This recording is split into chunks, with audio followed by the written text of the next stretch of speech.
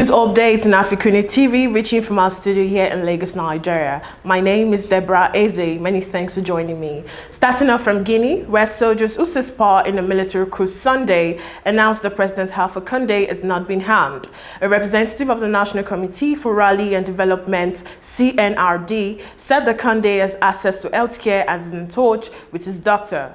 The officials made the announcement from the headquarters of State TV, surrounded by uniformed men. The soldier in the West African nation detained Conde after hours of heavy gunfire rang out near the presidential palace in the capital, then announced on state television that the government had been dissolved in an apparent coup d'etat. Conde's whereabouts had been unknown for hours after the intense fighting Sunday in downtown Conakry until a video emerged showing the 33-year-old leader tired and disheveled in military custody. And we move to South Africa, where former President Jacob Zuma was released from prison on medical payroll. Zuma has been incarcerated since July after he was found guilty of contempt of court for failure to comply with an order of the Constitutional Court to honor his summons to appear before the State Capture Commission. The statement states that they were compelled to do so based on a medical report received by the department. The department stressed that all offenders are eligible to be placed on medical payroll should it be seen fit. The department said in a statement, medical payroll placement for Zuma means that he will complete the remainder of the sentence in the system of community corrections, whereby he must comply with a specific set of conditions and will be subjected to supervision until his sentence expires. On the Nigerian scene, while mobile network operators have been compelled with the federal government's order to shut down services in Zamfara state, some 2.1 million subscribers in the state have been cut off from the networks. Data from the National Bureau of Statistics show that Zamfara has 2,177,431 active subscribers from 2,337,893 connected lines, while internet users are around 1.5 million. By the federal government directive, it means that for the next 2 weeks, this set of subscribers won't have access to any form of telephony services. And still in Nigeria, where rental homes are getting more expensive in southwestern cities as professionals and young families struggle to pay exorbitant rent demanded by landlords.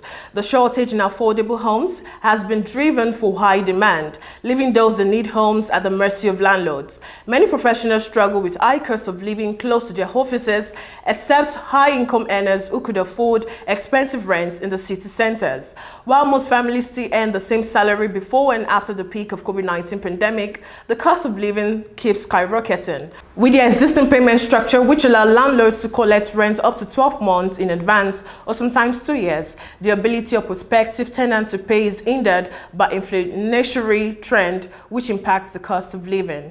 On the foreign scene, Taliban said that Panjshir Valley has been completely captured.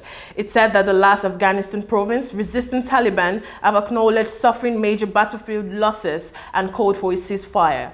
On Sunday, Resistance Front leader Ahmad Massoud said he welcomed proposal from the religious scholar for a negotiated settlement to end the fighting. The Taliban and Resistance Front fighters had been locked in a battle for days. And moving on, Japanese voters strongly support Taro Kono, minister in charge of fighting COVID-19, becoming the next prime minister. A second opinion poll said on Monday, as potential candidates prepare announcements that they will contest the leadership of the ruling party. Prime Minister Yoshihide Suga shook Friday announcement that he was stepping down as thrown a ruling Liberal Democratic Party LDP leadership race set for September 29th into disarray, with a wide array of candidates set to vie for the top job. The LDP's majority in parliament guarantees the winner will become the Prime Minister. And in more stories, New Zealand Prime Minister Jacinda Ardern on Monday said nationwide coronavirus curbs will be lifted, bar in the biggest city of Auckland, as the country gets on top of an outbreak of the Delta variant. New Zealand had been largely virus-free, excluding a small cluster of cases in February, until an infected traveler from Australia cited an outbreak that prompted Ardern to impose a nationwide lockdown last week. And in sports, World Cup qualifier between Guinea and Morocco was postponed by FIFA and CAF after an attempted coup in Guinea's capital Conakry. Liverpool's Naby Keita, Wolves' Romain Saiss, QPR's Ilias Chair, Watford's Imran Louza and Adam Masina and PSG Achraf Hakimi are affected. Guinea and Morocco were set to meet for the African qualifier of the 2022 World Cup on Monday in Conakry, but FIFA and CAF decided to reschedule the game following hours of heavy gunfire around the presidential palace. And finally, the Super Eagles will train on the artificial pitch of the Estadio Municipal Adalberto Senna Mindelo this evening ahead of tomorrow's Qatar 2022 World Cup qualifier against hosts Cape Verde. The Eagles, who left Lagos 2 a.m. this morning aboard, will meet the Blue Sharks today on an artificial pitch, which is alien to most of the players. A win for Nigeria tomorrow will put them in a commanding position in the Group C. That's all we can take on news updates. For more stories, visit our social media platform on Joy Team and Program. Subscribe to our YouTube channel, like, share, and leave a comment on the comment section. Once again, I'm Deborah Ezeh. Many thanks for watching.